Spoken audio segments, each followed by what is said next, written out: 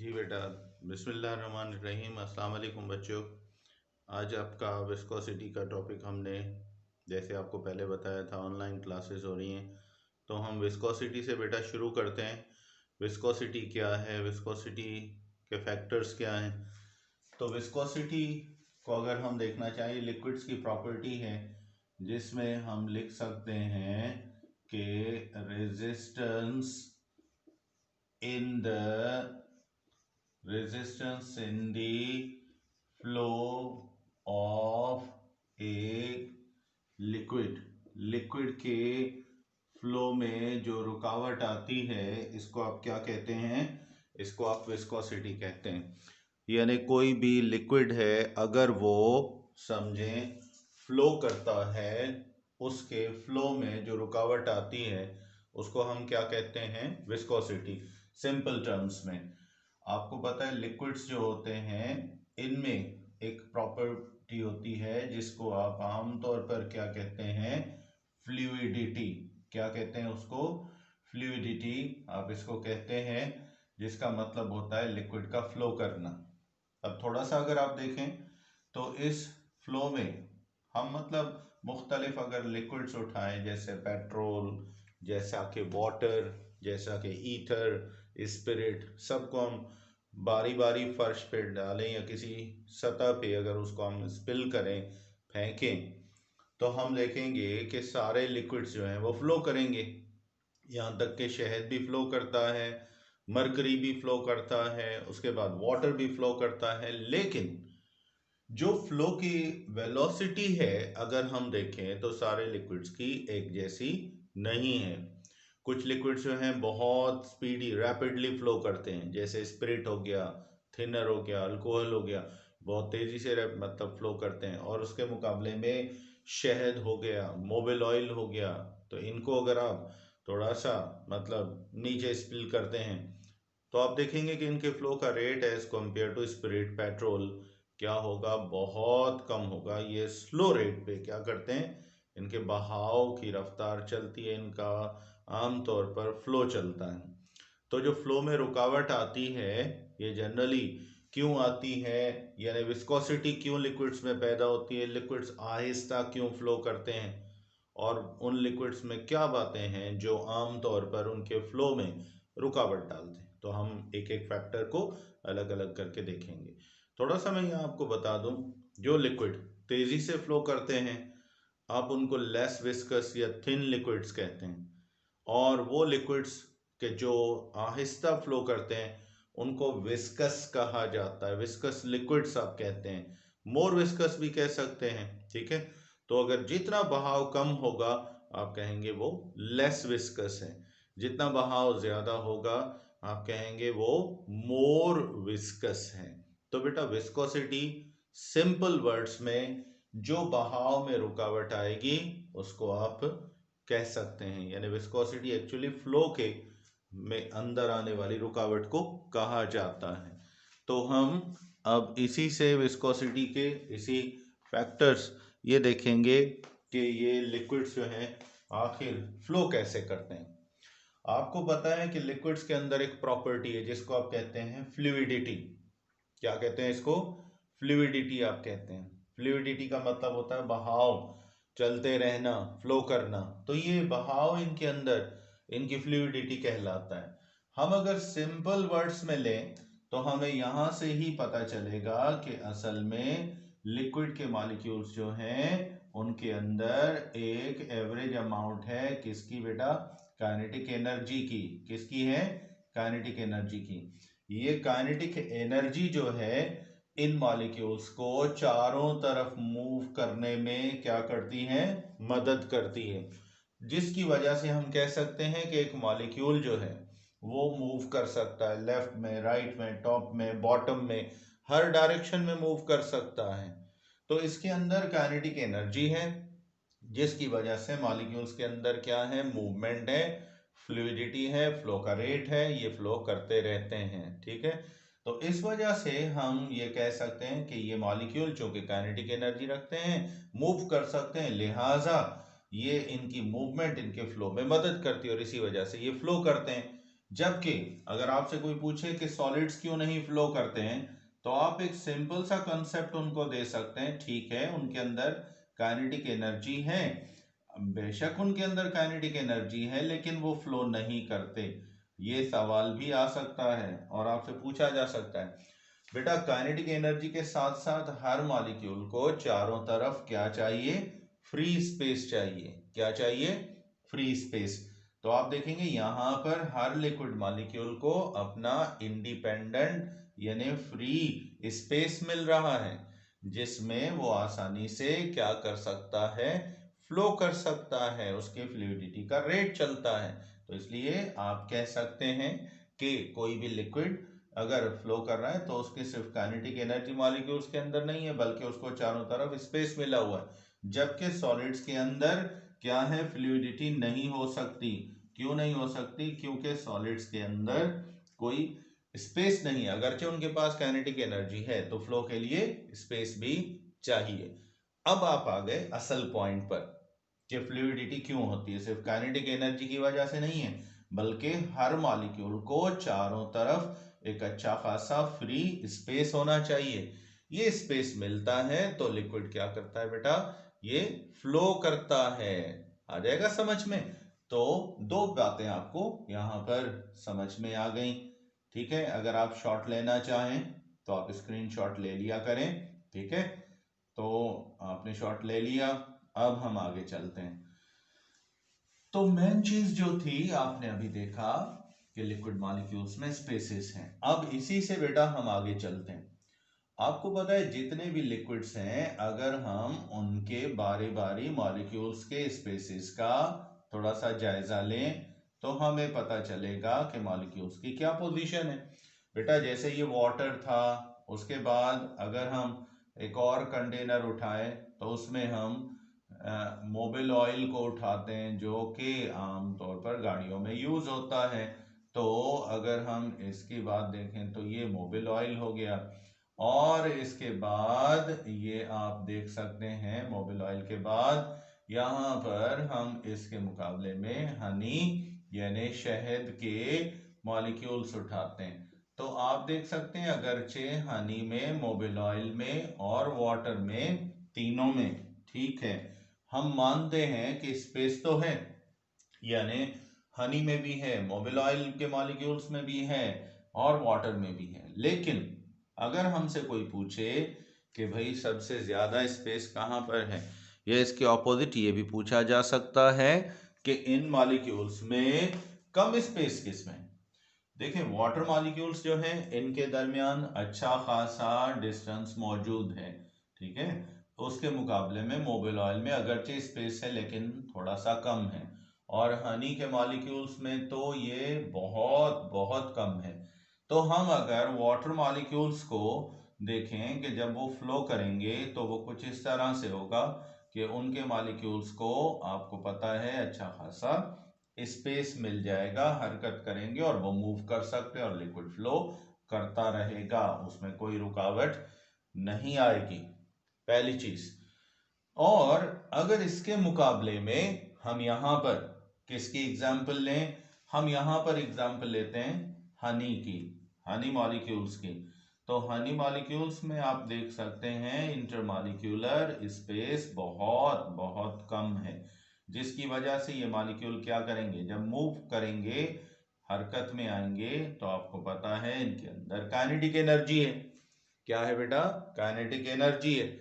ठीक है, ये इनको मूव करवाएगी और ये मूव करेंगे, बिल्कुल हरकत करेंगे, फ्लो करेंगे। लेकिन देखें क्या हो गया? रश हो गया मॉलिक्यूल्स का, बीच में स्पेस कम हो गया। जैसे हम अक्सर मैं बच्चों को एग्जांपल लेता हूँ, जैसे हम मार्केट चले जाएं, अगर बहुत सारे लोग हों, बहुत बड़ा रश हो, लोग सारे बाजार भरे हुए होते हैं, जैसे ईद के दिनों में आप अक्सर जाते हैं, तो आपको पता है हमें जगह ही नहीं मिलती घूमने फिरने के लिए या निकलने के लिए किसी दुकान तक पहुंचने के लिए, क्योंकि लोग बहुत सारे होते हैं, स्पेस नहीं होता।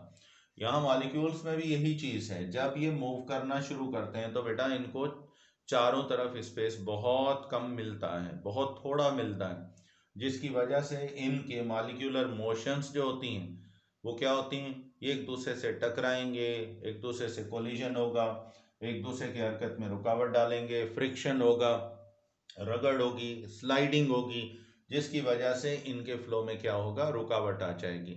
तो यहां से आप ये कह सकते हैं कि जितना इंटरमॉलिक्यूलर स्पेस ज्यादा होगा, मॉलिक्यूल को फ्रीली मूव करने में आसानी होगी।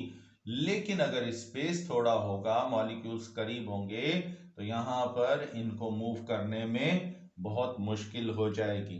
ठीक है, तो स्पेस ज्यादा, फ्लो तेज होगा। याद रखें, विस्कोसिटी का ऑपोजिट होता है फ्लूइडिटी, बहाव, बहते रहना। ये समझें, ये विस्कोसिटी माना बहाव में रुकावट, तो एक दूसरे के ऑपोजिट हैं। तो यहां से आपको पता चलेगा स्पेसिस ज्यादा हैं तो विस्कोसिटी भी ज्यादा होगी, स्पेसिस कम है तो विस्कोसिटी भी क्या होगी, कम हो जाएगी। सॉरी, स्पेसिस अगर ज्यादा है तो फ्लूइडिटी, बहाव तेजी से चलेगा। अगर स्पेसिस कम होती जाएंगी तो बहाव में रुकावट आएगी। तो अब यहां से हम ये कह सकते हैं कि विस्कोसिटी का मॉलिक्यूल्स के स्पेस के साथ क्या है, इनवर्स रिलेशन है। कौन सा रिलेशन है बेटा, इनवर्स रिलेशन है। यानी जितना मॉलिक्यूलर स्पेसिस कम होती जाएंगी, इनमें रुकावट आएगी, विस्कोसिटी बढ़ेगी। स्पेसिस बढ़ जाएंगी, रुकावट क्या होगी, कम हो जाएगी, फ्री मोशंस होंगे। तो अभी आपने फैक्टर नोट कर लिया। चलें, अब आप लिखेंगे इसमें कि विस्कोसिटी का हमें यहां से फैक्टर मिल गया। नंबर 1 फैक्टर क्या हो गया कि विस्कोसिटी, यानी विस्कोसिटी जो है इज क्या है, इनवर्सली प्रोपोर्शनल,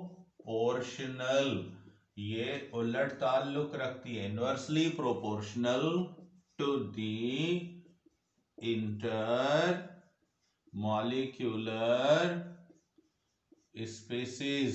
यानी विस्कोसिटी का मॉलिक्यूलर स्पेसिस के साथ क्या है, इनवर्स रिलेशन है।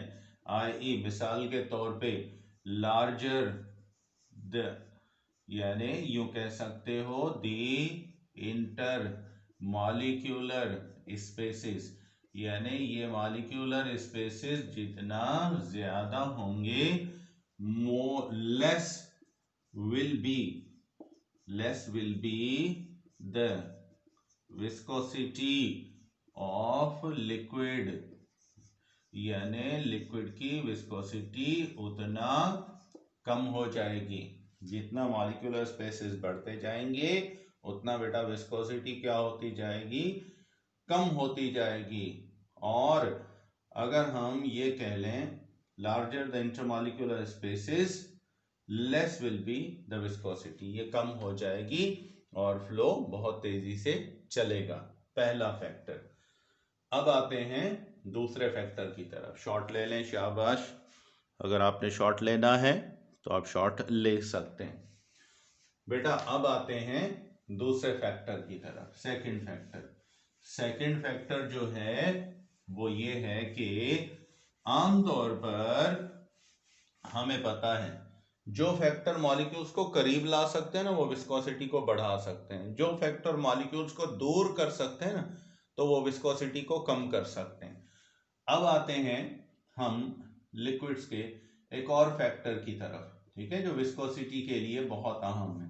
इसको कहते हैं टेम्परेचर ऑफ ए लिक्विड। दूसरा फैक्टर, पहला था इंटरमॉलिक्यूलर स्पेसिस, अब दूसरा फैक्टर कौन सा है, टेम्परेचर ऑफ लिक्विड। याद रखें, आपने किसी भी लिक्विड को जैसे ही आप उसको हीट करते हैं, टेम्परेचर आप सप्लाई करते हैं, तो ये इनकी काइनेटिक एनर्जी को बढ़ा देता है, डायरेक्टली प्रोपोर्शनल होता है। याद है ना आपको। तो जैसे ही आपने टेम्परेचर को बढ़ाया, क्या हुआ, लिक्विड के मॉलिक्यूल बहुत बहुत ज्यादा दूर हो जाएंगे, डिस्टेंस क्या हो जाएगा, दरमियान में बढ़ जाएगा, स्पेस बढ़ जाएगा। तो हम यहां पे कह सकते हैं जहां स्पेस बढ़ेगा तो वहां पर क्या होगा, विस्कोसिटी कम हो जाएगी। तो यहां पर आप लिख सकते हैं कि temperature of a liquid, temperature of a liquid is inversely समझते हैं ना, ऑपोजिट, ठीक है, उलट, इनवर्सली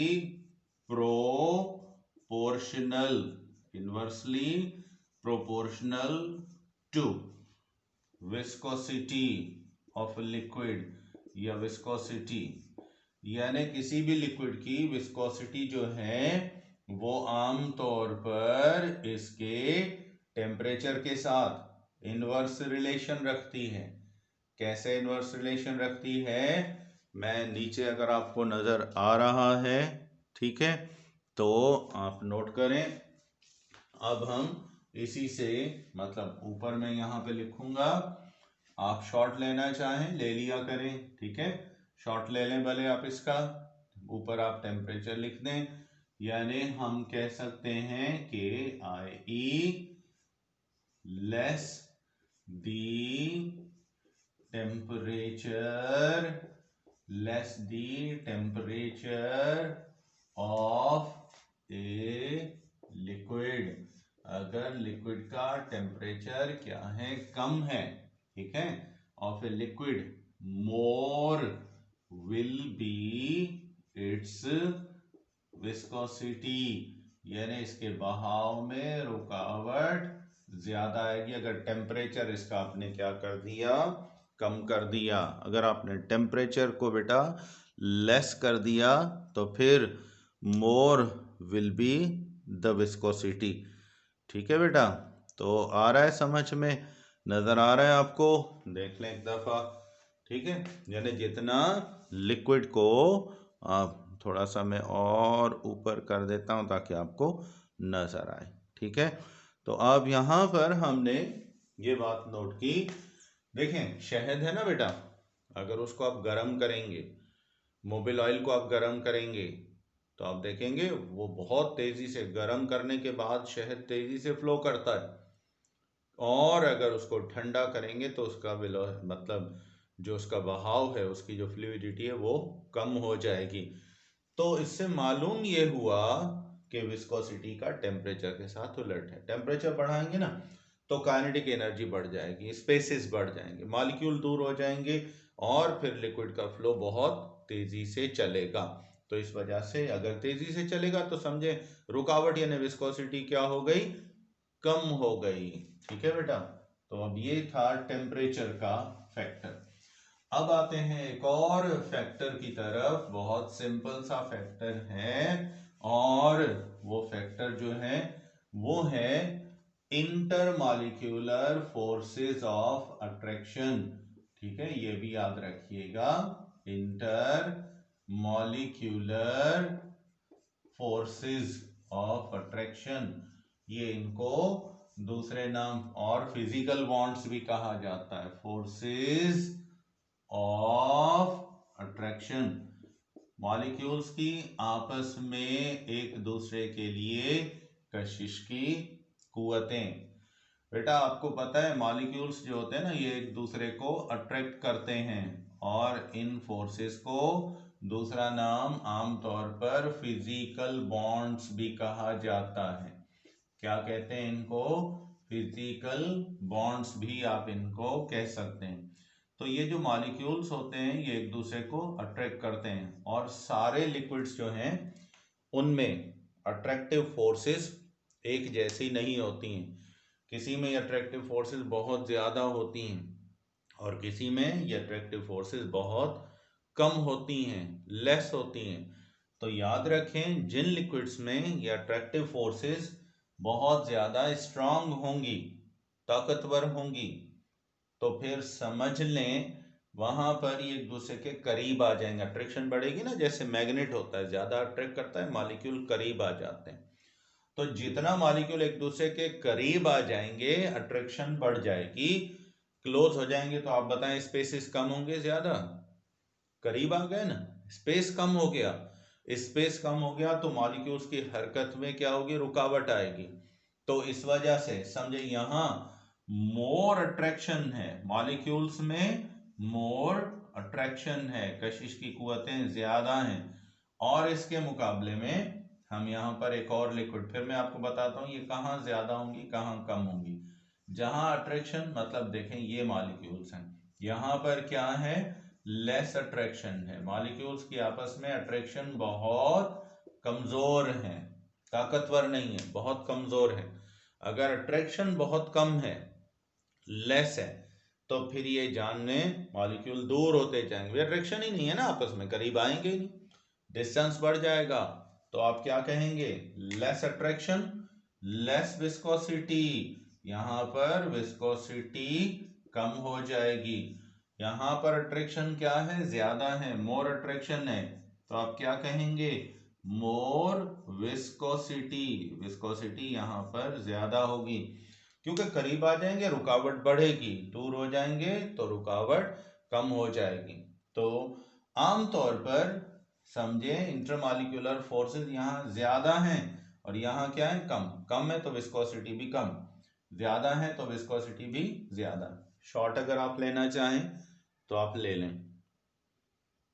ले लिया आपने। चलें अब हम आगे बेटा इसी का फैक्टर लिखेंगे जो अभी आपको बताया है, यानी हम कह सकते हैं कि इंटरमॉलिक्यूलर फोर्सेस जो होती हैं, फोर्सेस ऑफ अट्रैक्शन, कशिश की कुव्वतें क्या होंगी, ठीक है, forces of attraction are directly proportional. अब समझ रहे हैं, डायरेक्टली का मतलब क्या होगा, सीधा सा रिलेशन है बेटा इनका, डायरेक्टली प्रोपोर्शनल टू विस्कोसिटी, यानी जितना मॉलिक्यूल्स में क्या होगा बेटा, इंटरमॉलिक्यूलर फोर्सेस ऑफ अट्रैक्शन ज्यादा होंगी तो उनकी विस्कोसिटी भी ज्यादा होगी, ठीक है, विस्कोसिटी क्या होगी, ज्यादा होगी। तो अभी हम इसी को यहां पर लिखेंगे, यानी मोर इंटरमॉलिक्यूलर फोर्सेस ऑफ अट्रैक्शन, हम कह सकते हैं मोर इंटरमॉलिक्यूलर फोर्सेस ऑफ अट्रैक्शन, जितना फोर्सेस ऑफ अट्रैक्शन ज्यादा, more will be the viscosity of a liquid, जितना बेटा इंटरमॉलिक्यूलर फोर्सेस ऑफ अट्रैक्शन ज्यादा, विस्कोसिटी उतना ज्यादा होगी। अट्रैक्टिव फोर्सेस स्ट्रांग हैं तो फिर समझ लें विस्कोसिटी भी ज्यादा है, अट्रैक्टिव फोर्सेस बेटा अगर कम है तो विस्कोसिटी भी क्या हो जाएगी, कम हो जाएगी, ठीक है। अब आते हैं एक और फैक्टर की तरफ, तो ये आपने नोट कर लिया। चलें अब बेटा नेक्स्ट फैक्टर जो है वो है आमतौर पर लिक्विड्स की नेचर, ठीक है, नेचर ऑफ लिक्विड्स की नेचर, लिक्विड्स नेचर के हिसाब से कैसे होते हैं, यानी इनमें पहली लिक्विड की टाइप, आमतौर पर इनको कहा जाता है पोलर लिक्विड्स, ठीक है, पोलर लिक्विड्स, और दूसरा कौन सा है, नॉन पोलर लिक्विड्स, एक पोलर लिक्विड्स हो गया और दूसरा नॉन पोलर लिक्विड्स हो गए। बेटा जैसे वाटर मॉलिक्यूल है, ये थोड़ा ध्यान में रखें, कुछ मॉलिक्यूल्स हैं जिन पर चार्जेस आती हैं इस तरह से, इनको वैसे तो पार्शियल चार्जेस हम कहते हैं। अभी चूंकि आपने पोल के बारे में आपने नहीं पढ़ा, यहाँ मैं आपको सिंपल वर्ड्स में बता देता हूं कि पोलर यानी वर्ड पोल का मतलब क्या होता है। पोल का यहाँ मतलब लिया जाता है चार्ज, पोलर यानी जिन पर चार्जेस हैं, पार्शियल पॉजिटिव या पार्शियल नेगेटिव, जैसा कि वाटर है, वाटर के मॉलिक्यूल्स पर चार्जेस होती हैं और इन चार्जेस को आप क्या कहते हैं, वाटर के पोल्स कहते हैं। क्या कहते हैं इनको, पोल्स कहते हैं। ये कंप्लीट भी होती हैं और ये इनकम्प्लीट भी होती हैं, हाफ भी होती हैं। ये छोटी निशानी डेल्टा की होती है। किसकी है, स्मॉल डेल्टा। डेल्टा जो है ना, ये हमेशा किसी भी चीज की पार्शियल यानी थोड़ी अमाउंट को जाहिर करता है। डेल्टा किसको जाहिर करता है, पार्शियल को। ठीक है, ये इस तरह छोटी डेल्टा ये लिखी जाती है। ये कंप्लीट को जाहिर नहीं करता। पार्शियल का मतलब होता है थोड़ा बहुत, किसी हद तक। तो ये पार्शियल चार्ज को जाहिर करता है। तो वाटर के ऊपर चार्जेस हैं, यानी हम कह सकते हैं कि इसके ऊपर पोल्स हैं, लेकिन ये पोल्स जो हैं कंप्लीट नहीं हैं, पार्शियल हैं, आधी हैं चार्जेस, पर हैं जरूर। ये आगे आपको पूरा डिटेल बताएंगे कि आधी चार्जेस, जुज़वी चार्जेस, पोलर चार्जेस क्या होती हैं। बहरहाल जिस मॉलिक्यूल पर चार्जेस आ जाएं तो उसको आप क्या कहेंगे, पोलर लिक्विड। इसके मुकाबले में अगर हम क्या कहें कि हमने एक और लिक्विड लिया, जैसे ब्रोमीन का लिक्विड है, ये आपने लिया, इनमें किसी भी मॉलिक्यूल पर कोई चार्ज नहीं है। ये ब्रोमीन जो है ना, ये लिक्विड फॉर्म में मिलता है, ठीक है, लिक्विड फॉर्म में। तो दोनों एटम सेम हैं, ऊपर हमने पॉइंट यानी 0 दे दिया है, इसका मतलब है नो चार्ज। जहां चार्ज नहीं है तो आप क्या कहेंगे, नॉन पोलर चार्ज। ठीक है बेटा, नो चार्ज लिख दें, या फिर इसको आप यूं लिख सकते हैं, नॉन पोलर, यानी ये पोलर नहीं है, इन पर कोई चार्ज नहीं है। तो याद रखें, जो लिक्विड पोलर होते हैं, पोलर समझें, इनमें मोर विस्कोसिटी, इनकी विस्कोसिटी पोलर की ज्यादा होती है, और जो नॉन पोलर होते हैं इनमें लेस विस्कोसिटी होती है।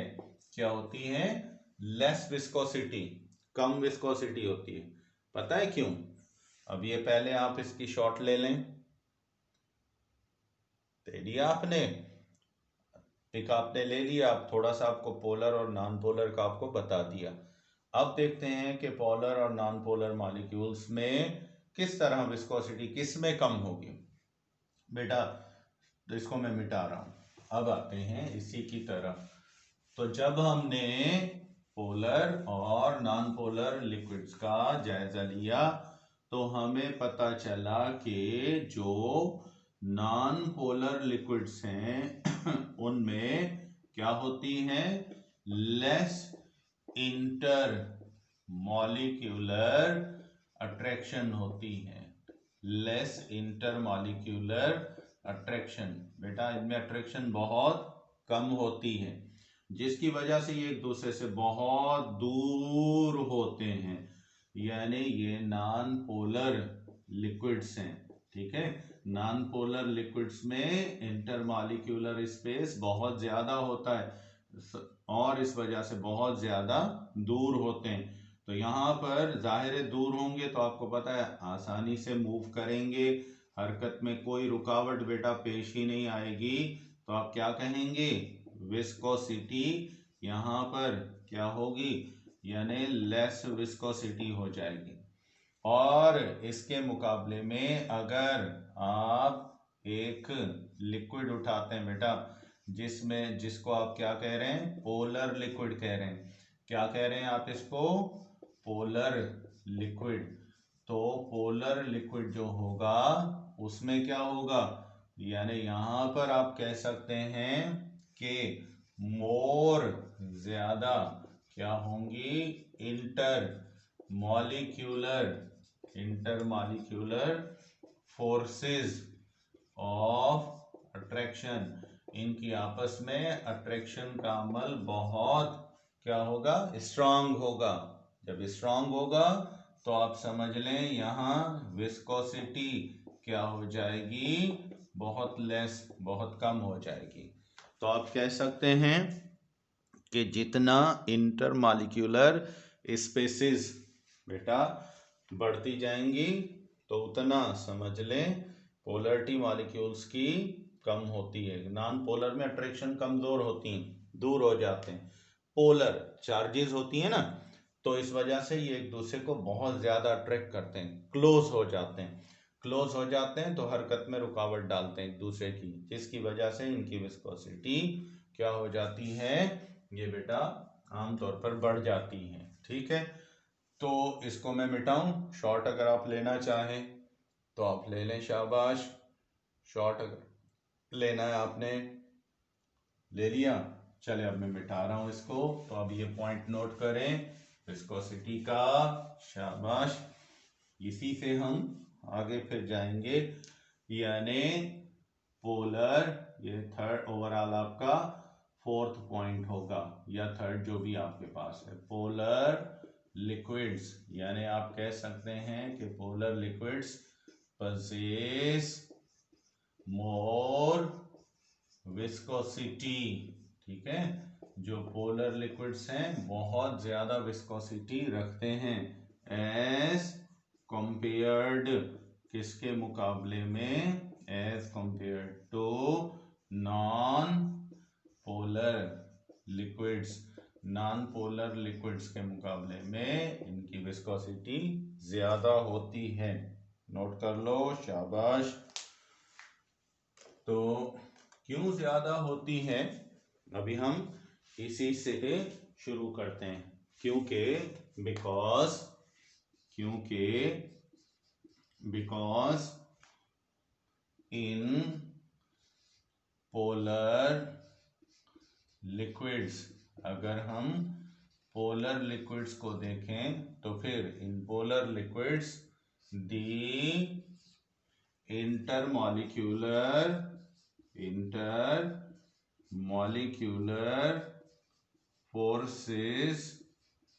forces of